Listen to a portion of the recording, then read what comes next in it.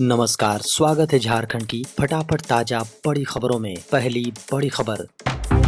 झारखंड विधानसभा चुनाव से ठीक पहले नक्सली संगठन पीएलएफआई सक्रिय। झारखंड में लंबे समय के बाद सुस्त पड़ा नक्सली संगठन पीएलएफआई चुनाव से ठीक पूर्व सक्रिय नजर आ रहा है। मीडिया की खबरों को माने तो संगठन ने रांची और खूंटी शहर इलाके में बैनर टांग कर दहशत फैला दी है। टांगे गए बैनर में संगठन की ओर से वोट बहिष्कार का आह्वान किया गया है। आज झारखंड में राहुल गांधी का चुनावी दौरा, 4 सभाओं को करेंगे संबोधित। झारखंड में झारखंड विधानसभा चुनाव में प्रचार को लेकर शुक्रवार को राहुल गांधी झारखंड का दौरा करने वाले हैं। खबर है कि राहुल गांधी का झारखंड में 2 दिनों का प्रोग्राम है। वो आज 8 नवंबर यानी आज झारखंड पहुंचेंगे। बता दें कि वे सिमडेगा और लोहरदगा में चुनाव प्रचार करेंगे। इसके बाद अगले दिन यानी 9 नवंबर को उनका बाघमारा और जमशेदपुर में कार्यक्रम है। झारखंड में गुरुवार को छठ व्रतियों ने डूबते सूर्य को दिया अर्घ्य। आज उगते सूरज की होगी पूजा। पूरे झारखंड में लोक आस्था के महापर्व छठ के तीसरे दिन अस्ताचलगामी भगवान भास्कर को पहला अर्घ्य अर्पित किया गया। बता दें कि आज यानी शुक्रवार की सुबह उगते ही सूरज की पूजा की जाएगी। उदीयमान सूर्य को अर्घ्य देने के साथ ही पारण के बाद 4 दिनों तक चलने वाला यह महापर्व संपन्न हो जाएगा। झारखंड के मुख्यमंत्री हेमंत सोरेन ने अस्ताचलगामी सूर्य को अर्घ्य देने पहुंचे छठ घाट। झारखंड के मुख्यमंत्री हेमंत सोरेन अस्ताचलगामी सूर्य भगवान को अर्घ्य देने छठ घाट पहुंचे। बता दें कि लोक आस्था, पवित्रता तथा सूर्य उपासना के महापर्व छठ के पावन मौके पर रांची के हटनिया तालाब छठ घाट पर मुख्यमंत्री हेमंत सोरेन ने अस्ताचलगामी सूर्य को अर्घ्य अर्पित कर झारखंड वासियों की सुख समृद्धि, खुशहाली एवं उत्तम स्वास्थ्य की प्रार्थना की। इस मौके पर उन्होंने कहा कि लोक आस्था के महापर्व छठ पूजा की अलौकिक परंपरा निभाने की संस्कृति सदियों से चली आ रही है। उन्होंने कहा कि छठ महापर्व प्रकृति की कृतज्ञता, सामाजिक तथा पारिवारिक एकता का प्रतीक है। मैं इस अवसर पर समस्त राज्यवासियों को छठ महापर्व की हार्दिक बधाई एवं अनेक शुभकामनाएं देता हूं। झारखंड के कुछ ग्रामीण इलाकों में अब भी 40% बच्चे घरों में ले रहे हैं जन्म। झारखंड में संस्थागत प्रसव को लेकर बड़ी खबर है। बता दें कि लगभग 40% बच्चे अब भी घरों में पैदा हो रहे हैं। बता दें कि झारखंड के ग्रामीण इलाकों में अब भी अस्पतालों की जगह घरेलू दाई प्रसव करा रही हैं, जो सुरक्षित नहीं है। मीडिया की खबरों को माने तो इस बात का खुलासा हेल्थ डिपार्टमेंट की समीक्षा रिपोर्ट में हुई है। डिपार्टमेंट में हाल ही में हेल्थ मैनेजमेंट इंफॉर्मेशन सिस्टम में दर्ज की जा रही स्वास्थ्य सुविधाओं का विश्लेषण के बाद यह खुलासा किया है। झारखंड के कुछ जिलों में आज भी छाए रह सकते हैं आंशिक बादल। झारखंड की राजधानी रांची समेत झारखंड के कुछ इलाकों में शुक्रवार यानी आज भी आंशिक बादल छाए रह सकते हैं। मीडिया की खबरों को माने तो सुबह के दौरान वातावरण में धुंध रहेगी और उसके बाद आंशिक बादल छाए रह सकते हैं। हालांकि बारिश की संभावना नहीं है। बावजूद इसके मौसम शुष्क रहेगा और पश्चिमी हवा के रुख में कोई बदलाव नहीं होगा। शनिवार से मौसम साफ रहने के आसार हैं। मौसम विभाग के अनुसार वातावरण के निचले हिस्से में दक्षिणी हवा आने से आंशिक बदलाव देखा जा रहा है। वहीं वातावरण के ऊपरी भाग में शुष्क पश्चिमी हवा का जोर है। सुप्रीम कोर्ट की अहम टिप्पणी, बीच में नहीं बदले जा सकते सरकारी भर्ती के नियम। सर्वोच्च अदालत ने गुरुवार को एक अहम टिप्पणी की। देश की सर्वोच्च अदालत ने कहा कि जब तक पहले से निर्धारित न हो तब तक सरकारी नौकरियों के भर्ती नियमों को बीच में नहीं बदला जा सकता है। खबर है कि मुख्य न्यायाधीश डी.वाई. चंद्रचूड़ की अध्यक्षता वाली 5 न्यायाधीशों की पीठ ने कहा कि भर्ती प्रक्रिया शुरू होने से पहले एक बार खेल के नियम तय हो जाने के बाद उन्हें बीच में नहीं बदला जा सकता। चयन के नियम मनमाने नहीं बल्कि संविधान के अनुच्छेद 14 के अनुसार होने चाहिए। सुप्रीम कोर्ट ने सर्वसम्मति से कहा कि पारदर्शिता और गैर भेदभाव सार्वजनिक भर्ती प्रक्रिया की पहचान होनी चाहिए। सुप्रीम कोर्ट ने स्पष्ट किया कि अगर मौजूदा नियम या विज्ञापन के तहत बदलाव की अनुमति है तो उसे अनुच्छेद 14 की आवश्यकता को पूरा करना होगा और गैर मनमानेपन के परीक्षण की संतुष्टि के अनुसार होना होगा। प्रधानमंत्री नरेंद्र मोदी झारखंड में इस दिन करेंगे चुनावी प्रचार, कई जनसभा को करेंगे संबोधित। प्रधानमंत्री नरेंद्र मोदी 10 नवंबर को झारखंड में विधानसभा चुनाव के लिए प्रचार के लिए दूसरी बार पहुंचेंगे। प्रधानमंत्री नरेंद्र मोदी झारखंड की राजधानी रांची में भाजपा प्रत्याशी सीपी सिंह के समर्थन में प्रचार प्रसार करेंगे और कई जनसभाओं को संबोधित करेंगे।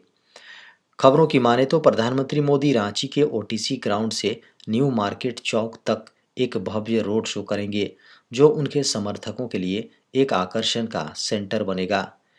बता दें कि पीएम मोदी का यह प्रचार झारखंड विधानसभा चुनाव के दृष्टिकोण से अहम है क्योंकि राज्य में भाजपा ने अपनी पूरी ताकत अपनी ताकत को मजबूत करने के लिए व्यापक रणनीतियां बनाई हैं। एंड्रॉयड यूजर्स पर मंडराया खतरा, ये मैलवेयर कर रहा मिनटों में अकाउंट खाली। एंड्रॉयड स्मार्टफोन चलाने वाले यूजर्स पर एक बड़ा खतरा मंडराने लगा है। एक नया मालवेयर तेजी से एंड्रॉयड डिवाइस में फैल रहा है और इस खतरे का नाम है टॉक्सिक पांडा। ये नया मैलवेयर किस तरह से डिवाइस में घुसता है, किस तरह से नुकसान पहुंचाता है और किस तरह इस खतरनाक मैलवेयर से बचा जा सकता है। यह मैलवेयर बैंकिंग ऐप और गूगल क्रोम के रूप में डिवाइसेज में एंट्री करता है। Cyber security firm Cleafy threat intelligence की टीम ने इस मैलवेयर का पता लगाया है। यह मैलवेयर डिवाइस में घुसकर बैंकिंग सिक्योरिटी को बाईपास करता है और फिर यूजर के बैंक अकाउंट से पैसे निकाल लेता है। यह मैलवेयर इस वजह से ज़्यादा खतरनाक है क्योंकि इस मैलवेयर के जरिए दूर बैठे हैकर्स आपके डिवाइस को कंट्रोल कहीं से भी ले सकते हैं। टॉक्सिक पांडा मैलवेयर की पहचान करना इस वजह से मुश्किल हो जाता है क्योंकि ये पॉपुलर ऐप्स जैसा दिखाई देता है। आज बंद रहेंगे सभी बैंक, जाने आरबीआई ने क्यों दी 8 नवंबर की छुट्टी। देश में सभी बैंक शुक्रवार यानी आज बंद रहेंगे। 8 नवंबर को सभी पब्लिक और प्राइवेट सेक्टर बैंक बंद रहने वाले हैं। छठ पूजा के मौके पर बैंक कई राज्यों में शुक्रवार को बंद रहने वाले हैं। ऐसे में ग्राहकों को बैंक छुट्टी को ध्यान में रखकर अपना काम निपटाना होगा। बता दें कि शुक्रवार को छठ पूजा के कारण देश के कई राज्यों में बैंक बंद रहेंगे। छठ पूजा उत्तर भारत, खासकर बिहार, झारखंड और पूर्वांचल के लोगों का महत्वपूर्ण त्यौहार है जिसमें सूर्य देवता की पूजा की जाती है। इस मौके पर बिहार, झारखंड, दिल्ली और पश्चिम बंगाल जैसे राज्यों में बैंक हॉलिडे रखा गया है ताकि लोग अपने परिवार के साथ पूजा में शामिल हो सकें। हालांकि बैंक बंद होने के बावजूद लोग इंटरनेट बैंकिंग, मोबाइल बैंकिंग और एटीएम के जरिए फाइनेंशियल ट्रांजैक्शन कर सकेंगे। ई श्रम कार्ड धारकों की बल्ले बल्ले, सरकार ने कर दिया बड़ा इंतजाम। अगर आप भी ई श्रम कार्ड धारक हैं तो ये खबर आपके काम की साबित हो सकती है क्योंकि सभी श्रम कार्ड धारकों को सरकार 2 लाख की सुविधा का लाभ देने जा रही है। मीडिया की खबरों को माने तो श्रम मंत्रालय ऐसे सभी श्रमिकों को 2 लाख रुपए का बीमा कवर देता है जिन्होंने ई श्रम के तहत रजिस्ट्रेशन कराया है। ऐसे में सभी लोग इस सुविधा का लाभ ले सकते हैं। हालांकि जानकारी के अभाव में लोग सुविधा का लाभ नहीं ले पाते हैं। किसी भी हादसे में विकलांग होने पर आपको 2 लाख रुपए की धनराशि उपचार के लिए श्रम मंत्रालय की ओर से दी जाएगी। बता दें कि अब तक 20 करोड़ से ज़्यादा लोगों ने ई श्रम पोर्टल पर रजिस्ट्रेशन कराया है। जानकारी के अनुसार इनमें से सर्वाधिक 13 करोड़ से ज़्यादा लोग उत्तर प्रदेश के हैं। ई श्रम कार्ड धारकों को सरकार लगातार नई नई योजनाओं से जोड़ रही है। 2 लाख के बीमा कवर की बात करें तो ऐसे श्रमिकों को इसका सीधा लाभ मिलेगा जो काम के दौरान किसी हादसे का शिकार हो जाते हैं, पूरे या आंशिक रूप से विकलांग हो जाते हैं तो ई श्रम से जुड़े बैंक खाते में क्लेम के बाद पैसा डाल दिया जाएगा।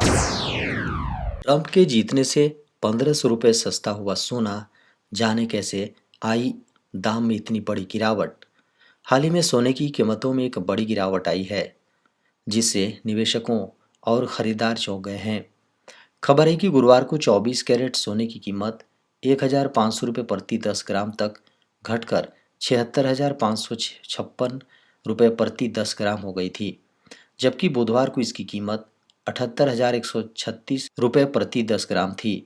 इस गिरावट के पीछे कई आर्थिक कारण हैं, जिनमें अमेरिकी राष्ट्रपति चुनाव में डोनाल्ड ट्रंप की जीत और डॉलर की मजबूती प्रमुख कारण माने जा रहे हैं। डोनाल्ड ट्रंप की जीत के बाद यह माना जा रहा था कि डॉलर की कीमत बढ़ सकती है, जिससे वैश्विक अर्थव्यवस्था को एक नया मोड़ मिलेगा। सीजेआई ने राष्ट्रीय न्यायिक संग्रहालय का किया उद्घाटन, एआई का जवाब सुनकर हुए हैरान। देश के मुख्य न्यायाधीश डीवाई चंद्रचूड़ ने गुरुवार को सर्वोच्च अदालत परिसर में national judicial museum and archive संग्रहालय का उद्घाटन किया। इस दौरान सुप्रीम कोर्ट के विभिन्न जज भी मौजूद रहे। खबरों की माने तो इस दौरान मुख्य न्यायाधीश ने म्यूजियम में मौजूद एआई से कुछ प्रश्न भी किए। सीजेआई ने एआई से पूछा कि क्या भारत में मौत की सज़ा संवैधानिक है। इस पर एआई ने जब देश में मौत की सज़ा को संवैधानिक बताते हुए विस्तार से जवाब दिया, तो सीजेआई भी एआई के जवाब सुनकर खुश हुए। संग्रहालय के उद्घाटन के मौके पर मुख्य न्यायाधीश ने कहा कि संग्रहालय को बनाने की योजना में 1 साल का समय लगा, जबकि सब कुछ तय हो जाने के बाद इसके निर्माण में 6 महीने से कुछ ज़्यादा का समय लगा। हम सिर्फ एक संग्रहालय ही नहीं बनाना चाहते थे, बल्कि हम ऐसा संग्रहालय बनाना चाहते थे जो वैश्विक स्तर का हो, एक ऐसा संग्रहालय जो हमारे संस्थानों की अहमियत दर्शाए।